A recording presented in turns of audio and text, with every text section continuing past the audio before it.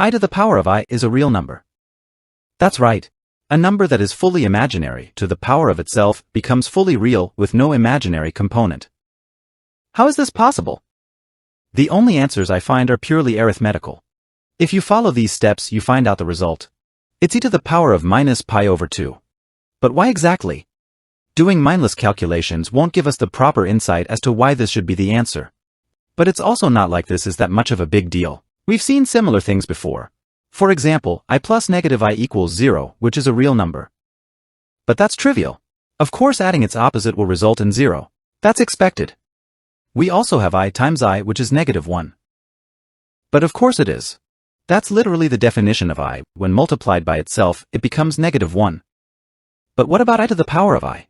What is the intuition here? Out of every possible result, why is it precisely real? And why around 0.2? A weird number between 0 and 1. Why not 1? Or negative 1? Well, the truth is we don't understand why I to the power of I is real because we don't understand complex exponentiation that much in the first place. So let's take a look at some geometric intuitions for operations on complex numbers so that it will all finally make sense.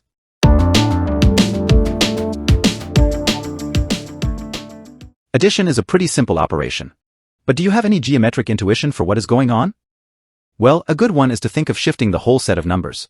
For example, if you want to add 2 plus 3, you can think of making an alternate number line right below the main one and shifting the number 0, which is the identity element, to where the number 2 is. Then just find where the number 3 lies on this alternate number line and find its analog position on your main number line. The result is clearly 5. This works with every number. You can think of adding 2 plus 3 as if 2 is your starting point and then counting to 3. Thinking this way, addition is like shifting the number line. It's a pretty intuitive visualization. What about complex numbers? Well, here is the formula for adding two complex numbers. Just add the real and imaginary components together. But we can visualize the result of this sum geometrically in the complex plane. We just do the same thing, but now in 2 dimensions. Suppose we want to add z1 and z2. First, we think of shifting the whole complex plane such that the number 0 gets mapped into z1. Then we just check where the number z2 landed. That should be precisely the result. You can verify that is the right answer using that formula. But it's just interesting to notice that we can have an idea on what the result of two complex numbers being added together should be just by looking at them in the complex plane. Now, take a look at these two numbers. Would it make sense to say that the result of their sum should be a real number? Well, of course it is. The imaginary component of the first is the opposite of the second one. So when shifting the complex plane, their heights will just cancel out. So here's the geometric intuition for adding two complex numbers. We just shift the whole plane such that 0 gets mapped to the first number. You could also map it to the second number since addition is commutative. If that makes sense, then we are ready to go to the next level.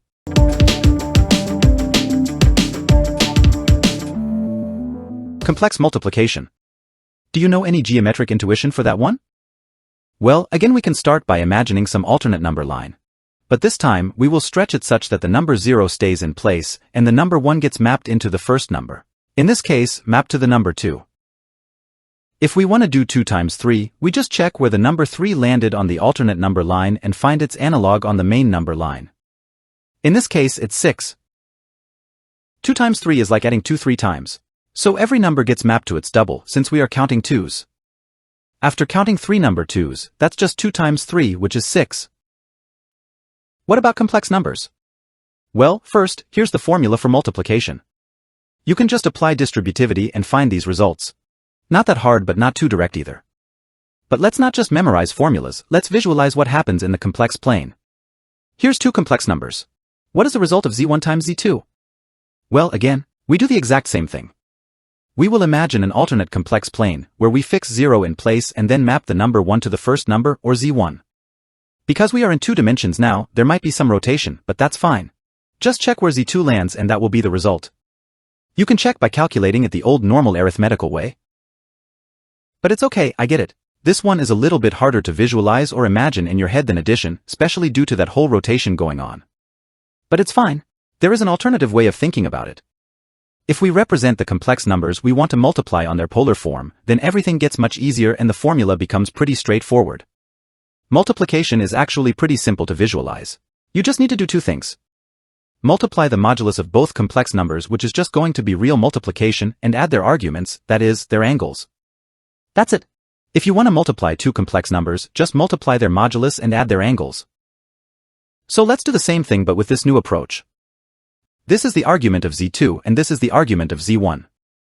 Instead of just mapping 1 to z1, we can first rotate the complex plane such that the number 1 on this alternate plane ends up having the same argument of z1. But if you look at it, what did we just do? We added their arguments. That whole green and yellow angle is the angle of z1 plus the angle of z2. Now we just need to do one more thing. Multiply their modulus. And this happens automatically when we scale the whole complex plane such that the number 1 finally gets mapped onto z1. We just check where z2 is related to the main complex plane and that is the result. That's it. Just add arguments and multiply modulus. So here's another example. Would it make sense to say that the result of their product should be a real number? Well, it does. First we need to add their arguments. It seems that the first one has 135 degrees and the second one has 45 degrees. Even if you are not that familiar with approximating angles, you could still agree with me that the first number is some angle away from the real number line and that angle looks a lot like the angle of the second number. That will add up to 180, so it will surely stand on the real number line. Their modulus will also get multiplied together, so the result will clearly have a larger modulus.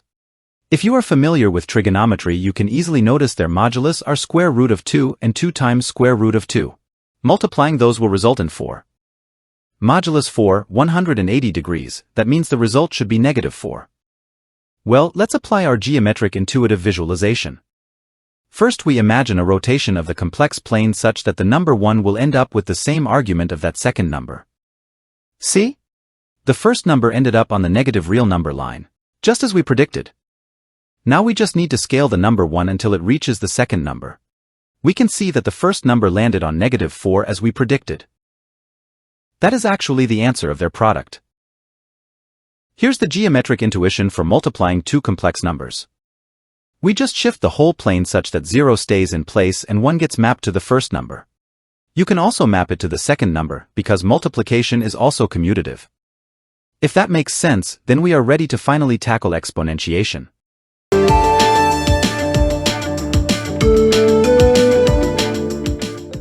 So addition looks like shifting the plane and multiplication looks like rotating and scaling. What about exponentiation? Well, I don't think there is any simple word to describe its behavior directly. So let's just study what applying exponentiation looks like on the complex plane. We will start with real exponentiation on some simple base, like base e. Let's take e to the power of 0. You might know that almost any number to the power of 0 is just 1. So we have this mapping from 0 to 1. What about e to the power of 1? A number to the power of 1 is just itself. The result is e, or 2.71 and so on. And e to the power of 2? That's 7.38 and so on, which doesn't even fit our screen. Exponentiation grows rapidly. Okay, what if we went backwards? E to the power of minus 1? That's the same as the inverse of e, which is that number. And e to the power of negative 2?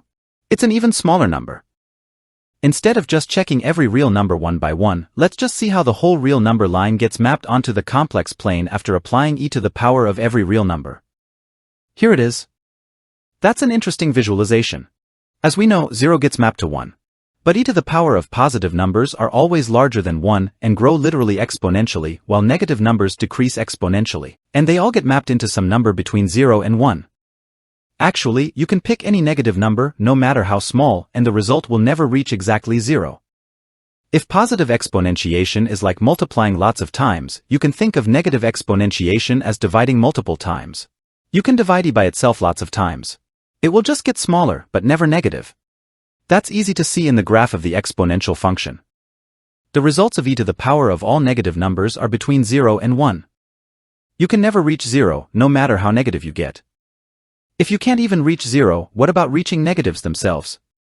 Well, it turns out not only the roots of negative numbers aren't real, but their logarithms also aren't. Okay, let's go back to this. What do you think should happen when we take e to the power of an imaginary number? Upwards from 0, which is right between green and blue. Don't you agree with me that it would make sense if the result also went upwards from there? In this case, upwards from 1? But not straight upwards. We had rotations when we did multiplication with complex numbers, so exponentiation shouldn't be different. I mean, look at those negative numbers. Doesn't it look like they are begging to be reached somehow? Instead of just going straight upwards, what if it circled around 0? This way it would reach the negatives. Well, that's exactly what happens. You might know this from the Euler's formula, which is out of the scope of this video, but it explains the behavior of taking e to the power of an imaginary number. It's a circle. It circles around 0. So let's put that on the plane. Taking e to the power of larger and larger imaginary numbers just means going around and around 0 counterclockwise. What about going on the opposite direction, taking e to the power of negative imaginary numbers? Well, it's the same idea. They will just go around 0 in the opposite direction. So I will represent them this way, even though both these red and yellow paths can eventually reach each other. This is basically the skeleton of the exponential function applied to complex numbers. First you start at 0, which gets mapped to 1, because e to the power of 0 is 1. If you take it to the power of anything positive, which is to the right of 0, the result will clearly be to the right of 1. If you take e to the power of something negative, which is to the left of 0, the result will be to the left of 1. However, it will never reach 0 or even negative numbers. If you go upwards from 0, that is, take e to positive imaginary powers, you will, starting from 1, go around 0 counterclockwise. But if you go downwards, taking e to negative imaginary powers, you will go around 0 clockwise starting from 1. Sure, but what about actual complex numbers that have both real and imaginary components? Where do they get mapped? Well, you just need to apply this property of exponentiation that turns addition into multiplication. So we have just e to the power of a, which is a real number, times e to the power of b times I, which is defined by the Euler's formula. Basically, taking e to the power of a plus b times I results in a number with modulus e to the power of a and argument b. As an example, e to the power of 1 plus 2i results in a number with modulus e to the power of 1 and argument 2, which means an angle of 2 radians. This also means we can reach any number in the complex plane, except 0. Negatives can be reached now. Just take e to the power of I times pi and add another real number to change its modulus. Sure, that's the behavior of e to the power of any complex number. But what about other real numbers at the base, like 2? Well, it should be similar, right? At least when taking 2 to the power of real numbers. Sure, it grows more slowly than e, so 2 to the power of 2 is just 4, which is less than e to the power of 2. That's expected. Negatives work similarly. Everything looks pretty much the same, but of course everything grows by a factor of 2 and not e. But what about imaginary numbers? What happens when you take 2 to the power of I? We know base e traces a circle. What about base 2? A circle of different size? Maybe smaller? Or maybe some kind of ellipse? Or just some random chaotic spiral? What do you think happens when we take 2 to the power of imaginary numbers? The result becomes clear when we remember a property of logarithms. 2 is the same as e to the power of the natural logarithm of 2.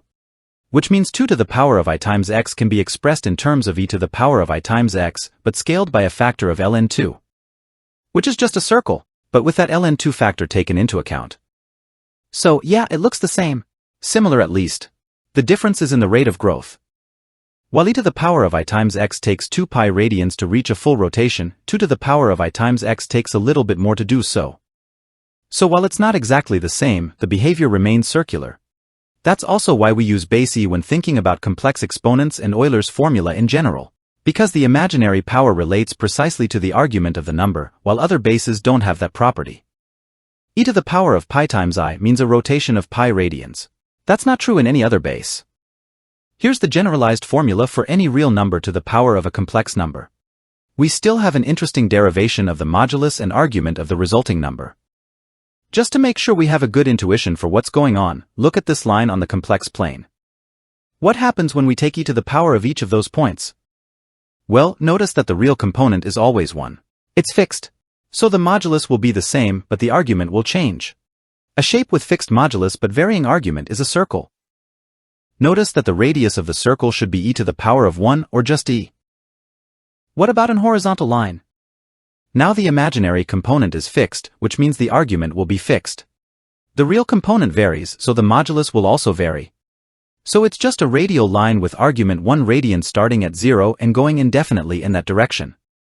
If we take the intersection of these two lines, which is 1 plus I, we can get a sense of where the result of the exponentiation lies. Notice how things change a little bit when we change basis. The circle should be smaller. Of course, 2 is smaller than e. The radius of this circle should be 2 to the power of 1, or just 2, which is a smaller radius than e. Also notice how the same exponent traces a line with a smaller argument. Remember that we are multiplying by ln2. That's why the argument is smaller than before. Here's the comparison between the two. While their behavior is similar, we can see how changing basis affects the whole transformation and mapping of numbers. Basically, smaller numbers will grow in a smaller rate, both horizontally and also around the origin. If we understand this behavior, it becomes pretty direct to guess where the result of any real number to the power of any complex number will land in the complex plane. Now it's time for us to generalize even further. What is the geometric interpretation of any complex number to the power of any complex number? Let's pick 1 plus I for example. You might think it's going to be a lot harder to imagine what it will look like, but let's start with the basics. We know at least how two numbers should get mapped. The first one is 0. Remember that pretty much any number to the power of 0 is 1. So it will get mapped to 1. Okay, that one was easy. What about the number 1? This one is also trivial. Any number to the power of 1 is just itself. So it gets mapped to itself, that is 1 plus I. What about a number between 0 and 1? Okay, this is harder to calculate. But intuitively, don't you agree that the result should lie between 1 and 1 plus I? But not literally between, as if it was a straight line. Things get curved under exponentiation, right? So 1 plus I to the power of a half is a little bit farther away than their middle point. What about minus 1? Intuitively, it should lie to the opposite direction of the positive numbers, don't you agree? Well, that is the answer. It really is in the opposite direction. What about taking it to the power of 2? Taking a number to the power of 2 is just multiplying it by itself. If you multiply 1 plus I by itself, you will discover the result is 2i. What about 4? If you multiply 2i by 2i, the result will be minus 4. Can you see what shape this is drawing? It's a spiral. That's right, it's not a circle or a straight line anymore. Taking 1 plus I to the power of any real number traces a spiral-like pattern that goes through 1 and through the number 1 plus I itself. That's an interesting behavior. And this could actually be predicted if we just tried approximating exponentiation with just successive multiplications. Let's call this spiral our main spiral. But what about taking 1 plus I to the power of positive imaginary numbers? If we apply the same logic we found out last time, then the mapping should also grow away from the number 1, which is where 0 gets mapped to, perpendicularly to the real number line spiral. By the same logic, taking 1 plus I to the power of negative imaginary numbers should go in the opposite direction, also perpendicular to the real number line spiral. This is the result of 1 plus I to the power of I. It's pretty close to where we thought it would be. And this is the result of 1 plus I to the power of negative I. Well, there is some logarithmic distortion going on. But still, it's more or less in the same direction we predicted. It is really somewhat perpendicular to the real number line spiral. Anyway, here is where every imaginary number gets mapped. See? It's another spiral. But it's not random. You can see the direction of the imaginary axis, even if it spirals around 0, is perpendicular to the direction of the real axis at the number 1. These two axes are enough for us to get some sense on where other complex numbers get mapped, even though it really is less straightforward than using real numbers as bases. Okay, if that was confusing, let's take a step back. Here are two complex numbers. Let's sketch out the map for z1 to the power of z2 ourselves. First of all, let's start with two trivial points. We all know that 0 gets mapped to 1, because z1 to the power of 0 is 1, like pretty much every number. 1 is also another trivial point, because we know that it will be mapped to z1 itself, since z1 to the power of 1 is just z1. Okay, we have our points for 0 and 1. What about all numbers in between? Well, they should lie between the mappings of 0 and 1, but remember to apply some curvature, because they are actually a segment of a larger spiral as we've seen before. Now negative numbers will get mapped to the opposite direction of these positive ones. This time they will spiral inwards towards 0. It kinda reminds us of e to the power of negative numbers. They get smaller but never reach 0. This time, they spiral around 0, which is an interesting new behavior. In that same way, taking z1 to the power of positive numbers larger than 1 should just extend the spiral outwards away from z1, but still rotating. Remember, it should resemble a spiral. Now if we know where positive real numbers get mapped and where negative real numbers get mapped, which is in the opposite direction to positives, then we should intuitively reach the conclusion that positive imaginary number should get mapped from 1 to some perpendicular direction to the real number line spiral. Still, it should resemble another spiral. Negative imaginary number should grow on the opposite direction. Okay, this sketches the mapping of every complex number when z1 gets taken to its power. Now we need to find where z2 will get mapped, that is, what z1 to the power of z2 is, our original question. Notice that z2 has a positive imaginary component and a negative real component. Also notice the argument of z2. If we map that angle onto our sketch, it should lie between the mapping of the positive imaginary numbers and the negative real numbers, which should be around here, so I guess that the answer of z1 to the power of z2 should be around here, in this blue dot. Let's see if our intuitive approximation was right. Well, this is one formula for a generalized complex exponentiation. I think it's easier to derive this if we take the polar form of z1 and the general form of z2. You could try deriving this formula at the bottom, it's not that hard. Anyway, it might look complicated, but at least we can see that this part right here should be the modulus of the number, while this other is its argument. The whole point of this video is not to focus on formulas, so it's not important to learn this. But if you do the calculations, you will see that the result will be very close to zero. The real component almost vanishes while the imaginary component is tiny, just around 0.01. Which is precisely where we predicted it would be. Isn't that awesome? Sure, we have formulas for defining the actual result of a complex number to the power of another, but if we understand this geometric behavior intuitively, we can get a sense of where any complex exponentiation should lie in the complex plane. We don't need to go through all of those calculations. We can just imagine the main spiral and the imaginary spiral, and that will help us get an approximate answer to any exponentiation of complex numbers. Here is an interactive visualization of complex exponentiation. The black dot is the base number. Notice how both positive, negative, real and imaginary spirals always remain perpendicular to each other at the number 1. If you want to try it for yourself, the link is in the description. So this is the generalized geometric behavior for complex exponentiation. 0 gets mapped to 1, 1 gets mapped to the number at the base, and every line turns into a spiral. That's not as direct and simple as shifting or rotating and scaling, but it's not that hard to grasp. Okay, here's some interesting properties of this geometric visualization. The unit circle plays an interesting role in it. Remember that taking a number to the power of 1 just results in itself. Well, that means that if the base number is outside the unit circle, the positive side of the main spiral will grow outward while the negative side will grow inwards. On the other hand, if the base number is inside the unit circle, the positive side will grow inwards and the negative side will grow outwards. Another interesting feature is how the imaginary spiral grows. If your base number is on the top side of the complex plane, that is, if its imaginary component is positive, then the positive imaginary spiral will grow inwards towards 0. If your base number is at the bottom, if it has a negative imaginary component, the positive imaginary spiral will grow outwards. That's nice. But what about numbers right on the middle, when their imaginary components are neither positive nor negative? And what about numbers that are right on the unit circle, not inside nor outside?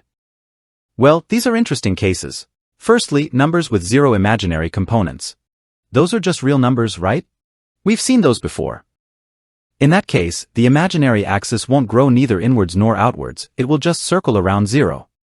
Which makes sense. It's right between spiraling inwards and spiraling outwards. Just going around 0 without growing or shrinking. Okay, but what about when the base number is on the unit circle? Since it's not outside nor inside, the positive real spiral also can't grow inwards nor outwards. It also can't spiral. It has to circle around 0, just like the imaginary axis in a real basis. Both positive and negative spirals won't be spirals at all, they will just be circles that go around 0 just like in Euler's formula.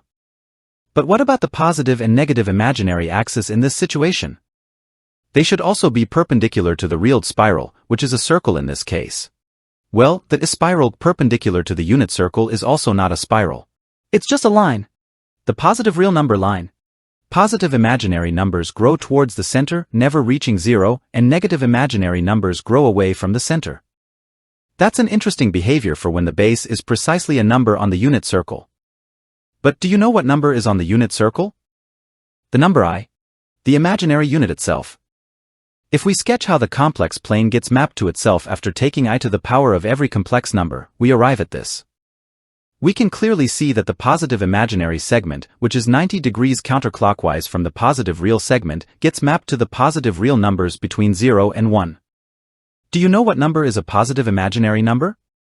The number I. Looking this way, we can see that I to the power of I really should be a real number. Not only that, but precisely a number between 0 and 1. There is actually a nice way to generalize this. Any number on the unit circle, to the power of any imaginary number, ends up being a real number. This is pretty clear to see using these formulas. But do you know what number is both on the unit circle and an imaginary number at the same time? The number I. That's neat. So, to sum it up, why is I to the power of I a real number? Because complex exponentiation behaves in a spiral-like way. Taking any complex number to the power of a real number will trace a main spiral that goes through 1 and through the number at the base and then spiral inwards towards 0 and outwards indefinitely. If the main spiral is where all the real numbers get mapped into, the imaginary spiral should be 90 degrees counterclockwise away from the positive real spiral, just like in the complex plane. When I is at the base, the main spiral that goes through 1 and through I and goes around 0 isn't actually a spiral, it's the unit circle. And if we take the spiral that goes through 1 and is 90 degrees counterclockwise from the unit circle, we get the positive real number line, which also isn't really a spiral. Not only that, but the positive imaginary numbers get mapped to the numbers between 0 and 1. If that is how the complex plane gets transformed after applying I to the power of every complex number, then we should just see where the number I gets mapped to. Which is right there. A positive number between 0 and 1. Because exponentiation isn't commutative, these two i's kinda mean different things when we are trying to describe intuitively what's happening. The I at the base just defines what the main spiral is. The quote-unquote main spiral of the number I is the unit circle. The I at the exponent tells us to take the spiral 90 degrees away from the main spiral. As we saw, that is, in this case, the positive numbers between 0 and 1. We can generalize this intuition to the rest of the complex numbers. Okay, we now know how to find spirals based on the argument of the exponent. But how do we know precisely where is it going to result on the spiral itself? What is its argument, or how long to travel along each spiral? Well, honestly, if you want precision, you should just calculate it yourself. We found out how to approximate results in a pretty precise way when doing addition and multiplication, but I couldn't find a way to actually approximate where exactly on the spiral your result should be, without doing a lot of calculations like that general formula for complex exponentiation. This operation isn't a simple one, it is complicated enough that it can't be described with a simple word like shifting or scaling. Maybe with some practice, you can get used to guessing how far you should travel along the spiral. Just keep in mind there is going to be some logarithmic distortion. But for precise answers, yeah, we should stick to arithmetic formulas. Some final remarks. Yes, I know complex exponentiation is a multivalued function. It's not that well defined, and it can have multiple values. You can find infinitely many polar forms for I just by adding 2 pi times an integer, and they will all give you different results. This video focused on the principal value, which is the more accepted result for these kinds of cases. Another thing is that this intuitive method doesn't work with base 0. So everything you just saw about spirals and mapping numbers to the complex plane won't work with base 0. But honestly, you don't even need that. 0 to the power of any complex numbers can just be 0 or undefined. So no spiral mapping needed. And it also doesn't work with 1. But for an even simpler reason. 1 to the power of anything is just 1. At least the principal value. So you don't need this intuitive geometrical interpretation of exponentiation for those numbers, they are just easy to calculate. That was the video. I hope it was helpful and made you understand complex exponentiation a little bit better. Thank you for watching.